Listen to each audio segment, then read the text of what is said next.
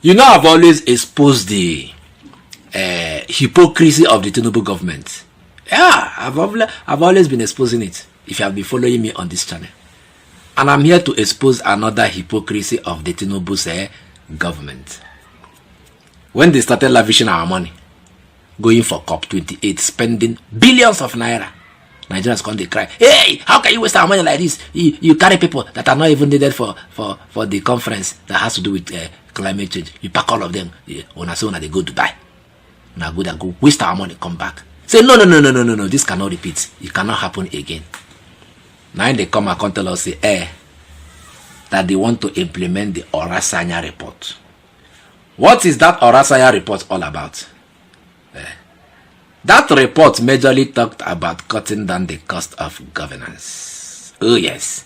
When they tell us that time, say, hey, they want to cut down the cost of governance. They want to reduce the MDAs, the ministries, departments, and agencies of government. They want to merge some so that they can save money. As they were still saying, they want to merge MDAs, they were still creating more MDAs. Now, the one we were there inside now say, the chief of staff to Mr. President, what's his name? Bajabiamela. They ask him, Oga, how far? That Orasanya report, when una want implement them, una go here reply now. Now the video I want play. Make una help me listen to the chief of staff to Mr. President, Femi Bajabiamela. Watch.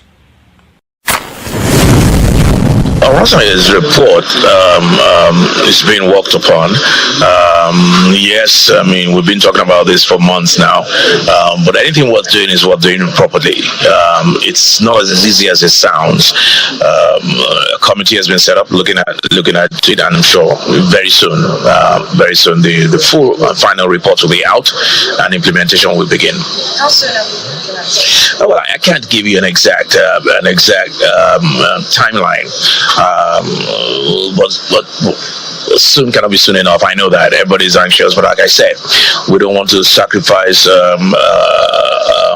thoroughness on the altar of anxiety or anxiousness of getting things done. It will be done soon. You hear him? Simple question. Oga, when are we going to implement the Orasanya report? He said, I don't know. He said, I don't know. What does that tell you? They don't have any plan of implementing that Orasanya report. For your mind, they go implement the Orasanya report. See, make I tell you, you see, most of these MDAs, now money-making machine for government. They cannot close them down now. Now they are from they settle their families, friends, and well-wishers. I'm telling you, they can't close it. It's not possible. Now, why Femi Bajabiamela they tell you say there is no time in view? He get one man who I won't carry give now Arise News analyst. He get what he want talk as he touch this Orasanya report. The subsequent governments that have come, the previous the government that have come since that Orasanya report, how they have been playing around that Orasanya report and nobody want to do anything. They go say, hey, you want to implement, want to implement. Last, they not go do anything. To tell you that the problem we are facing in this country is systematic. Make I give una this man on top national TV, make una listen to them. When we come back, let us conclude this discussion. Watch. I do not see any salvation in the implementation of Orasanya report. Let's backtrack a little. This is a detailed report. It's completely outdated. This was a report done in 2011.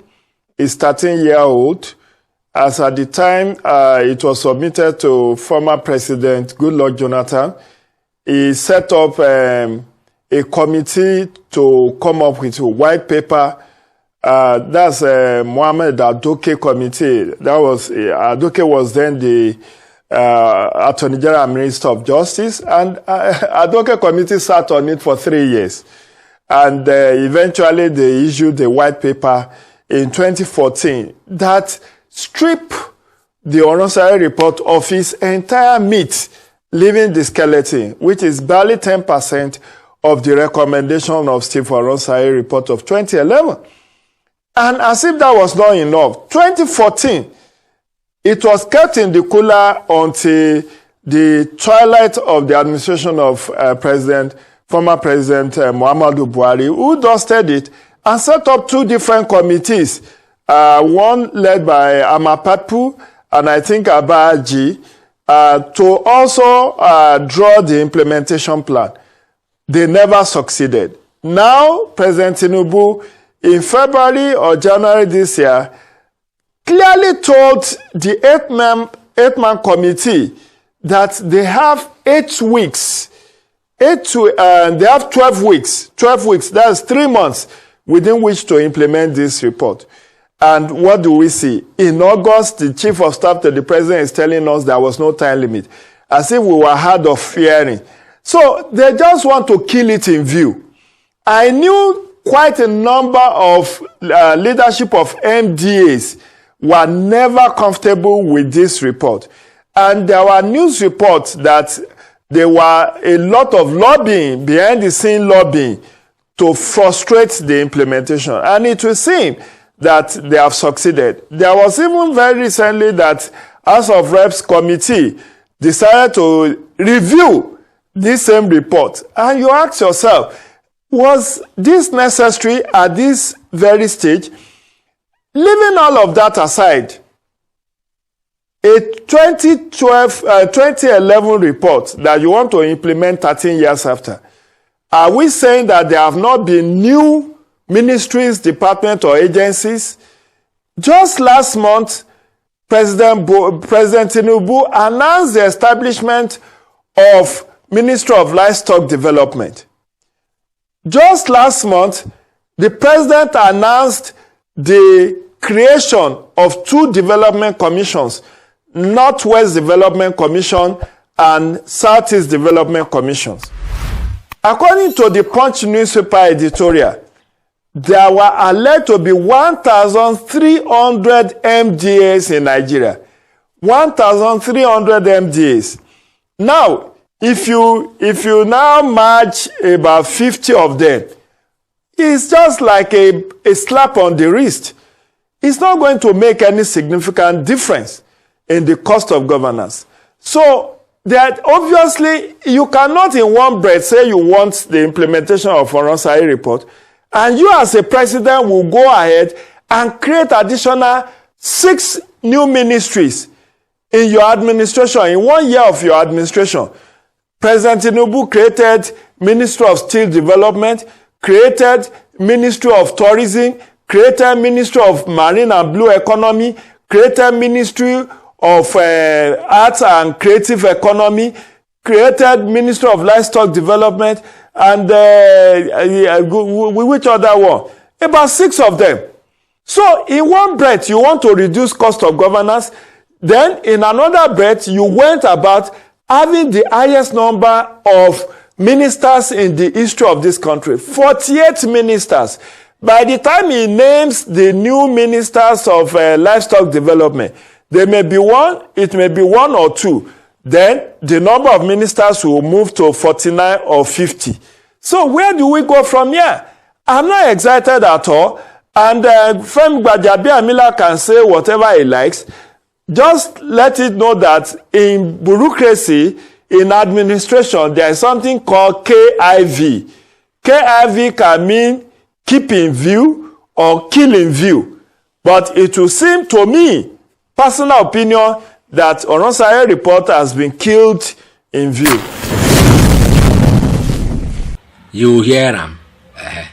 So when you hear Oronsai report, since 2011, 13 years from now, it was done during the time of who be that? China, good luck at me. Yes.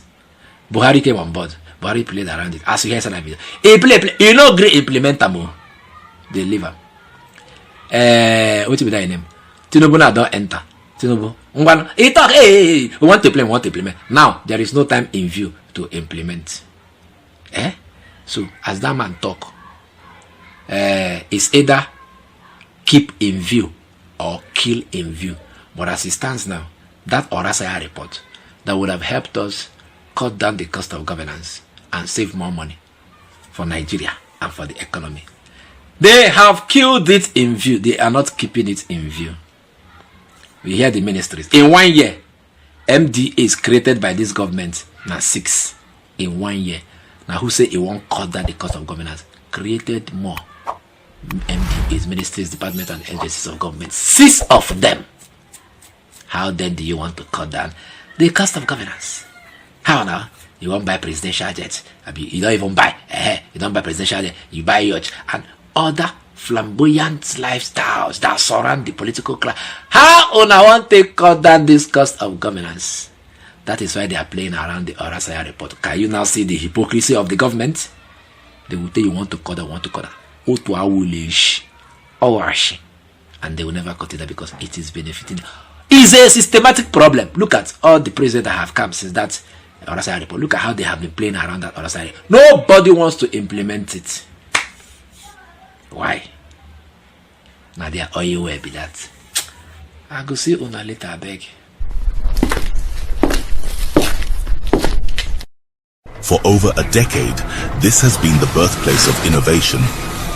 Innocent Vehicles is a testament to resilience, employing international best practices to create more than just a car. Every vehicle here tells a story of durability, fuel economy and safety. Crafted with the African spirit, the Nigerian heart. These vehicles surrounding me embody the unique concept of regionalization, each one designed to cater to the tastes and preferences of our people. From the streets in Nigeria to the terrains of the Sahara, these vehicles are designed for our roads, for our people. This is more than a vehicle. It's a symbol of our progress, our resilience, our collective success story.